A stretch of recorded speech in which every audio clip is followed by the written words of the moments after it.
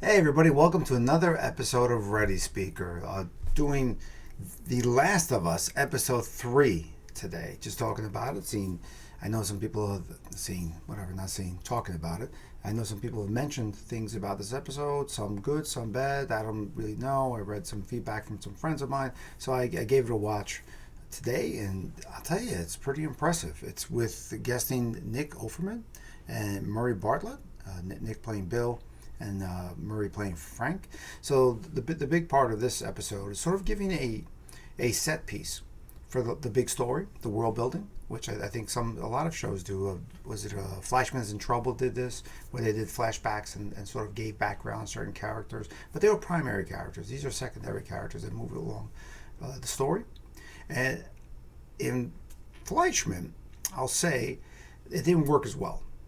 This show, it worked really, really well. It was a very poignant, very well written, I thought, very well acted, very well shot, executed third episode that sort of just was world building, not really with the main characters, with Pedro Pascal and that moving it along. It definitely is part of that story, but they build to it till it gets to that point, till it meets and converges with that story. So Bill Nick Offerman is a prepper, survivalist, conspiracy guy who, when everything shits the bed, and they start taking people out of the cities and in small towns and put them in quarantine zones in the Last of Us. They're actually just killing people, which you find out that during those population shifts, if they didn't have room, they would just kill people, which is actually very common in population shifts. If you ever read about the Armenians, Albanians, Turks, Greeks, Serbians, Croatians, when you look at, especially in the Balkans, if you look at population shifts, those are probably the best documented ones in the last 150 years, at least in Europe or a tangent of Europe areas. You can really see what happens to people. It's kind of horrific when you read about it. And they would just kill people and throw them in the ditch, and that would be it. So Bill is one of these guys who hid out, and he stayed in his house, and he made sure everybody was gone, and he went in and he turned on all the gas, put a perimeter around this town, made sure he had free-flowing gas, made sure he had electricity, generators, and he had booby traps all around his property to keep people out, because he was going to live, because everybody else was a Nazi in his terms, or a nut job, or part of the big brother, deep state, all that stuff. So he became this character, and he lived there. And somebody came to his fence, he trapped somebody, and that is Frank, Murray Bartlett, who comes, and Bill agrees to let him in for a meal.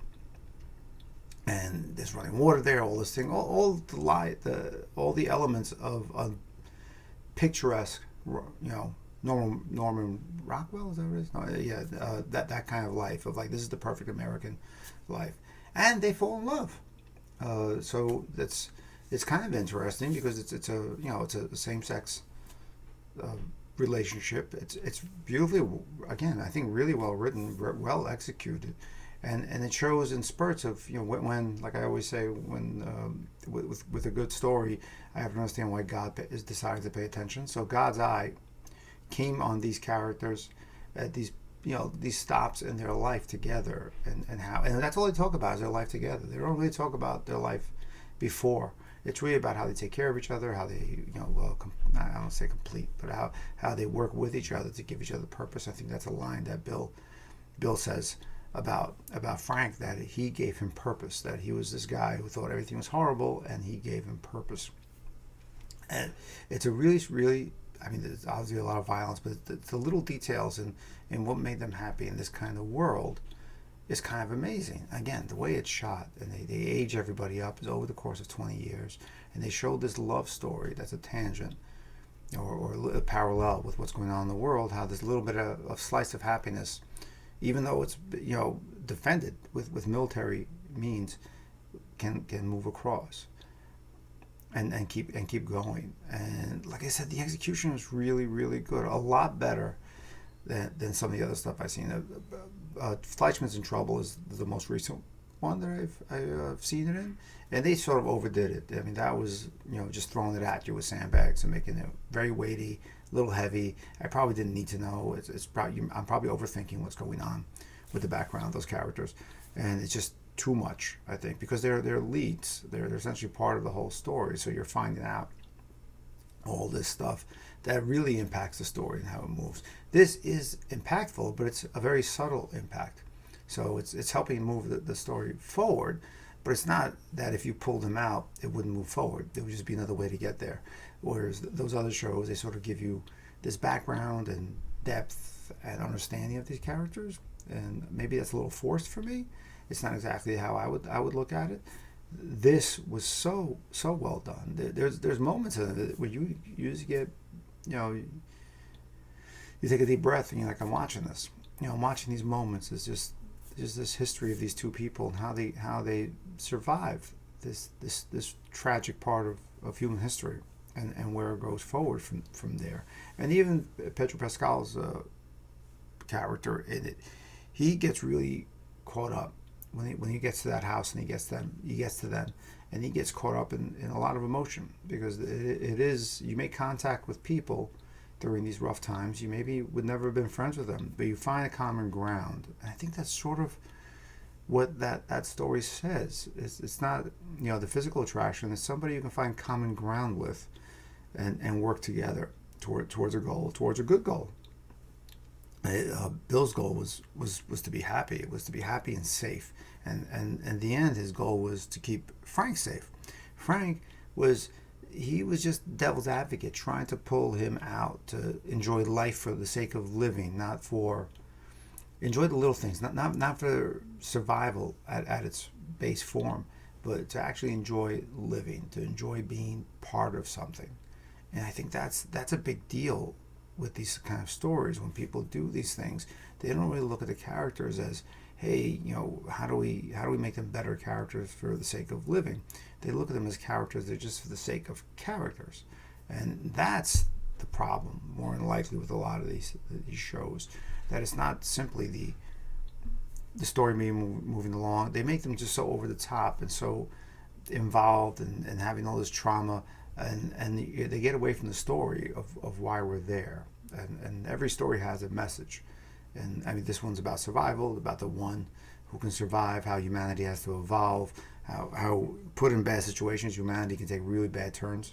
And again, this is historically super accurate. Like I said, with the population shift, that's a big red flag of society just shitting itself, where they're doing the population shift. And why? Because I mean, think Pedro's character says, why well, he gets asked why do they kill the bodies if they're not infected? They're just people. Yeah, but the dead people don't get infected, even though they weren't infected.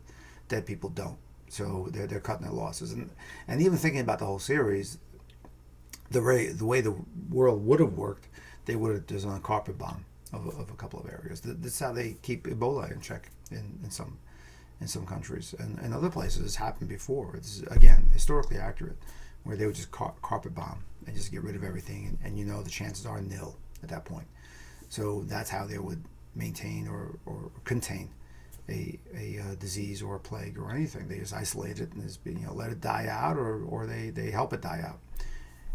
And that's part of this, you know, thread of this storyline. So when you have these two characters who are, one surviving just in nature and trying to get around and trying to be in a good place, and one guy's being protective about what he has, but giving himself like the best life that he could have under those circumstances. And they came together and they found a different place to be together, and they had this little bit of normal that people just lost. They forgot about. Even the girl, when she comes in, and I forget Ramsey or her name, when she comes in. And I'm just going to see here the cast here, just so typing. Backstroke. God damn it. And let's see here. Website series. I'm just going to do IMDb here because that's the easiest way to do it. Even when she asks, she's in wonder. She's in wonder of what's in the house, from a car, seeing a car, from seeing a house with running water. These are things that people hadn't seen in a long time. So it's really, really interesting to see that sort of magic approach to it of like, this is crazy. Bella Ramsey, who plays Ellie, and Pedro plays Joel. So Joel Miller. So to see that sort of